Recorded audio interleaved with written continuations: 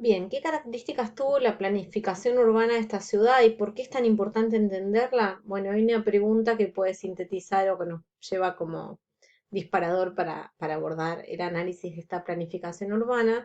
Y la pregunta es justamente la que ustedes están leyendo en la pantalla, dice, ¿cuáles son los aspectos políticos e ideológicos que están expresados en el urbanismo como un proceso general emergente en Mesoamérica? Bueno, son múltiples los aspectos políticos e ideológicos expresados particularmente en el urbanismo de Teotihuacán. La imagen que vemos acá tiene que ver con una pequeña parte de lo que fue la ciudad y sobre todo con la parte central. Aquí tienen la pirámide de la luna, con una plaza que la antecede y con distintas pirámides o estructuras monumentales más pequeñas. Eh, Todos estos sectores había conjuntos residenciales muy importantes. Esta es la pirámide del Sol.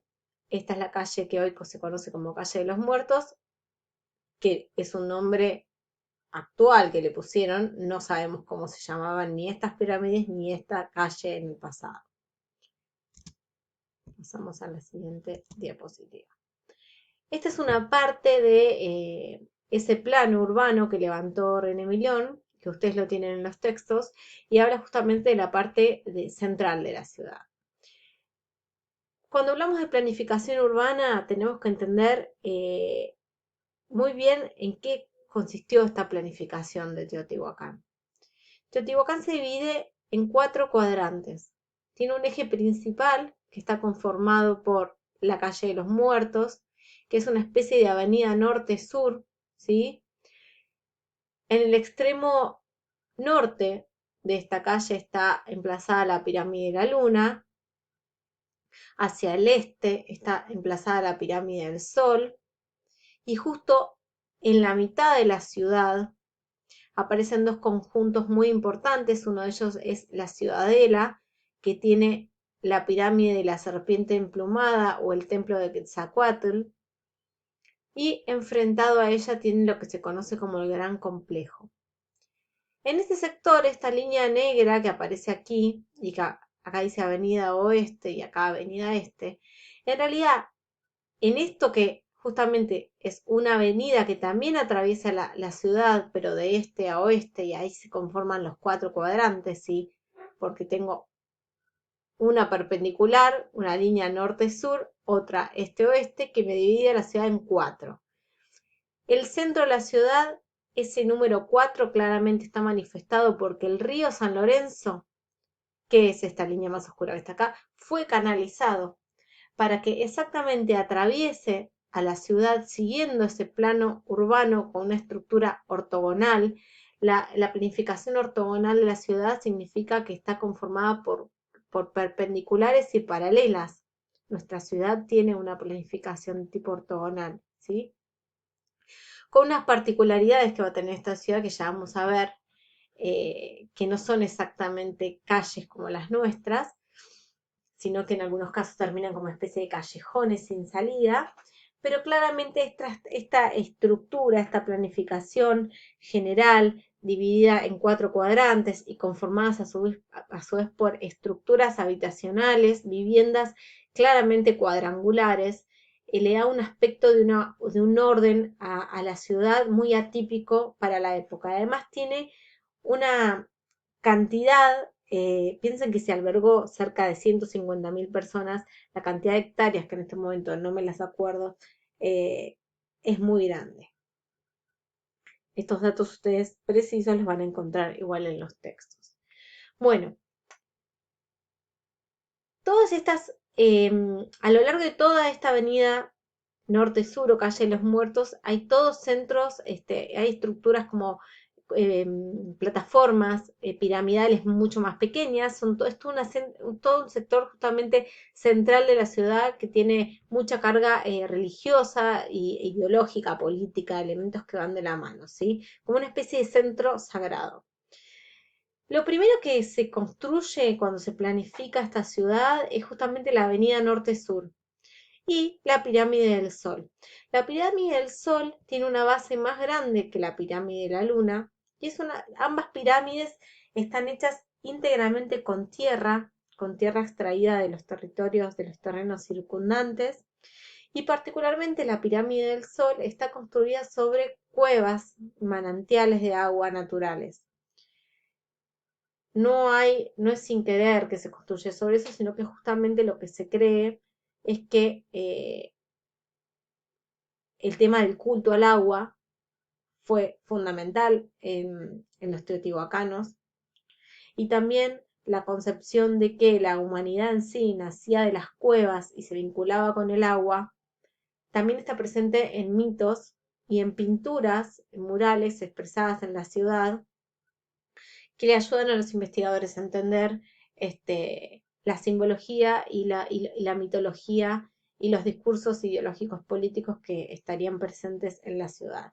Entonces, el hecho de construir una pirámide íntegramente de tierra, que luego fue forrada en piedra y cal, para darle un sostén a esta estructura de tierra, que haya sido construida sobre un manantial, tiene un significado ideológico muy importante.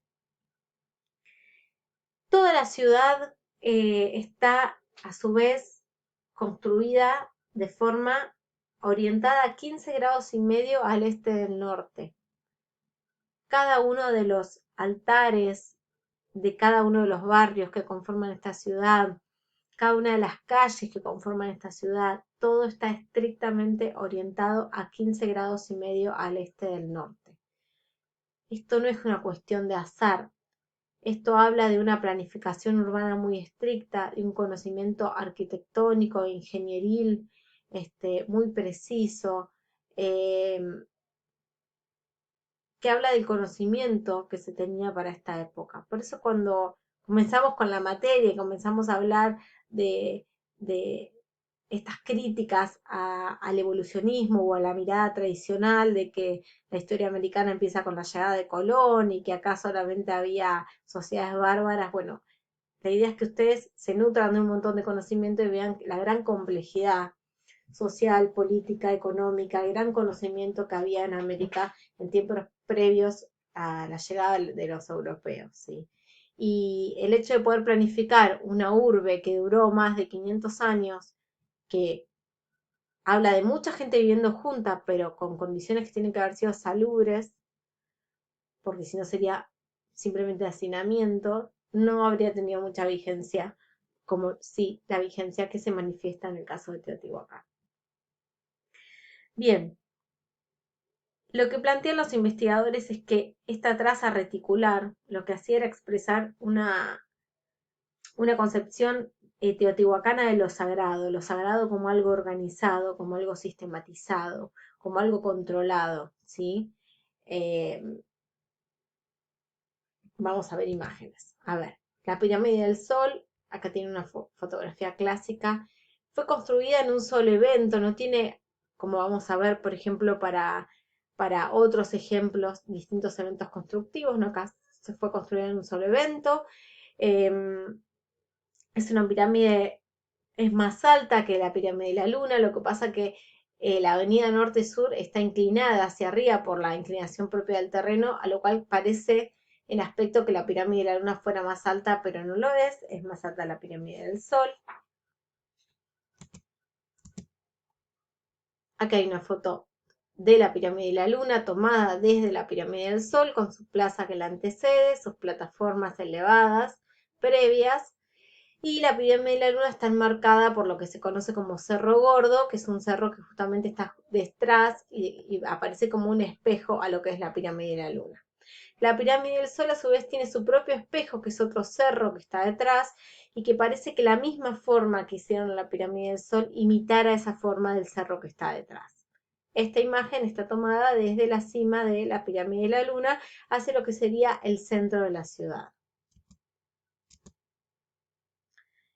En la ciudadela está la pirámide de la serpiente emplumada, que es una especie de ícono de lo que es Teotihuacán, que es una estructura piramidal de menor altura que la pirámide del Sol y de la Luna, que tiene la particularidad de ser escalonada, y en cada uno de esos escalones tienen representaciones de Tlaloc, que es la deidad de las tormentas, la deidad de la lluvia, la fertilidad, y de hecho la pirámide del Sol representa a Tlaloc, dicen que se hizo como referente de culto al dios de las tormentas. Y en esta pirámide lo que se ve es una mezcla de Tlaloc, que es justamente el dios de la fertilidad, de las tormentas, del agua, con la serpiente emplumada, que es otra de las deidades muy importantes y que vamos a ver manifestados tanto en el área maya como también presentes en los discursos aztecas.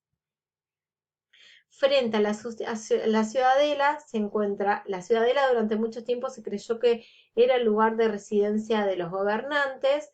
Lo cierto es que parece haber sido un lugar como parte de un centro político donde se hacían reuniones particulares, pero no se han encontrado restos de las viviendas de la élite. Lo mismo en otro lugar que es el centro, el complejo habitacional Xala, que está acá entre la pirámide de la luna y la del sol, que también durante un momento se creyó que era un lugar de residencia de la élite, porque ambos lugares tienen muchos objetos finamente elaborados, las paredes y los muros están sumamente trabajados, claramente es un sector que se diferencia de las viviendas comunes, pero claramente no se encontró allí la vida cotidiana de sus residentes. Por eso se cree que son lugares donde albergaban a la élite para justamente discutir o gestionar cuestiones políticas, pero que no era el lugar donde la élite residía.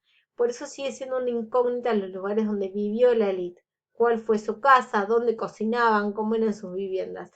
Y por lo tanto, dónde fueron enterrados, porque era muy común en Mesoamérica enterrar a los muertos debajo de los pisos de sus casas. Y los entierros de la élite teotihuacana no se han encontrado. Por eso es esta cuestión del debate sobre quiénes gobernaron a lo largo de estos 500 años.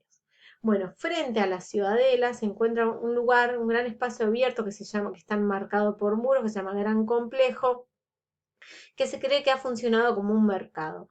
A su vez, este sector central de la ciudad, tanto debajo de la pirámide del Sol como debajo del gran complejo, hay túneles que conectan estos distintos centros de poder de la ciudad entre sí.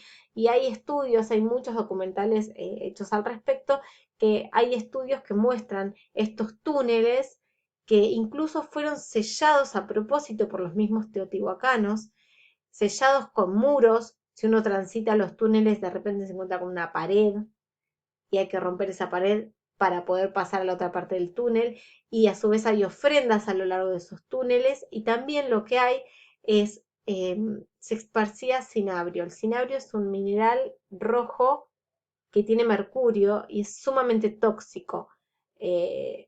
Entonces, durante mucho tiempo se creyó, al excavar esos túneles, que quizás allí estaban las tumbas de los jerarcas. La verdad es que nunca se encontraron todavía las tumbas de los jerarcas, pero sí lo que se encuentra es como una cuestión de túneles que atraviesan distintos sectores de la ciudad y que todos estos aspectos, tanto las pirámides con sus cimas, que como veneran el plano celeste, el plano terrenal y los túneles con el inframundo, llevaron a Linda Manzanilla a plantear que la ciudad representaba la cosmología, el orden cosmológico de los teotihuacanos. Entonces, ideología y monumentalidad están claramente presentes en este plano urbano de la ciudad de Teotihuacán. Esta trama reticular de la ciudad implicaría la reproducción de la geografía cósmica. Se habla de una ciudad sagrada. Aquí tienen el plano general hecho por René Millón, sacado de los textos que ustedes tienen para leer. Y justamente esta trama reticular está planteando lo sagrado como algo organizado, algo sistematizado y algo legitimado incluso hasta en el orden urbano que tenía esta ciudad. A partir de lo cual Linda Manzanilla planteó un modelo cósmico, que la ciudad de Teotihuacán reproducía el modelo cósmico de los teotihuacanos.